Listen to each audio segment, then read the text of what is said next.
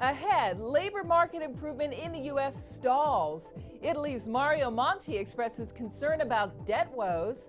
And the annual British car jumping championship. Will he make it? The answer a little later. Here's your morning briefing for this Thursday. U.S. weekly initial jobless claims climbed for the first time in 4 weeks. They rose 15,000 to 381,000. The previous week was revised slightly higher as well. Thomson Reuters IFR Market says the report does throw cold water on the recent optimism over the state of the labor market, but it points out the holiday season does tend to see increased volatility in claims data, so this may not be the start of a trend. Stocks to watch today include Yahoo, shares getting a lift after Alibaba hired a Washington lobbying firm, which could indicate it plans to bid for all of Yahoo. Alibaba has already expressed interest in buying Yahoo's 40% stake in it. Also Mosaic, the fertilizer firm, cutting production of phosphate because prices have fallen to unsustainable levels. In Europe, Italy manages to sell more debt, but yields on benchmark 10-year bonds remain high. Let's go to Nigel Stevenson in London. Nigel, just how high are those yields? Good morning, Rhonda. Yes, well, the good news is that yields fell. The bad news is not by much. Italy sold the top planned amount of its 10-year benchmark bond, but the yield was 6.98%, not far from that Euro lifetime record of 7.56% just a month ago. The yield on the 3-year BTP bond fell more markedly to 5.62% from another Euro-era record of 7.89% last month.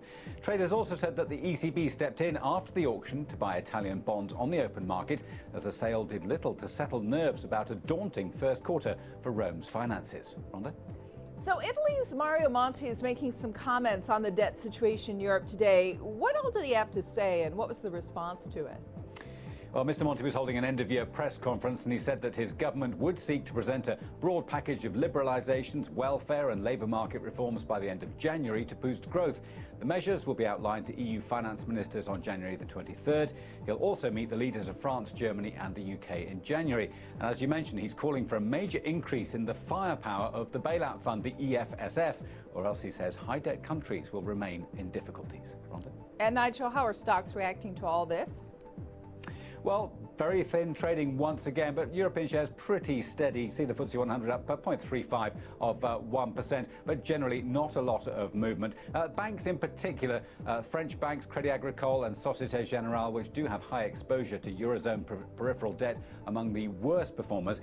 Finally, it does look like some of the safe haven money is being parked in gilts. The 10-year gilt yield has fallen to a record low below 1.960%. Rhonda?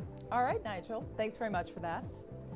China calling for peace and stability in the Strait of Hormuz. The foreign ministry making the comments today as Iran continues military exercises there.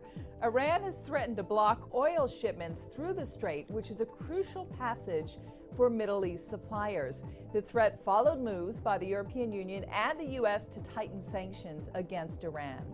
Arab League monitors are heading out to 3 more Syrian cities today to check if government forces are complying with a peace plan. Earlier, they briefly visited Homs. This amateur video appears to show protests there, though Reuters could not independently verify the material. The Arab League mission is the first international involvement on the ground in Syria since the revolt began in March.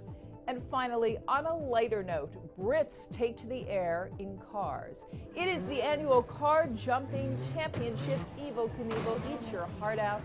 It's clunkers trying to conquer a pile of clunkers, mostly failing here. 800 spectators turned out for the event, which does take a certain kind of person to participate. What is it and what makes a good driver? I'm probably a driver with no brains at all. You've got to just not be frightened of it and just drive as fast as you possibly can. And that's your morning briefing for this Thursday. I'm Rhonda Schaffler. This is Reuters.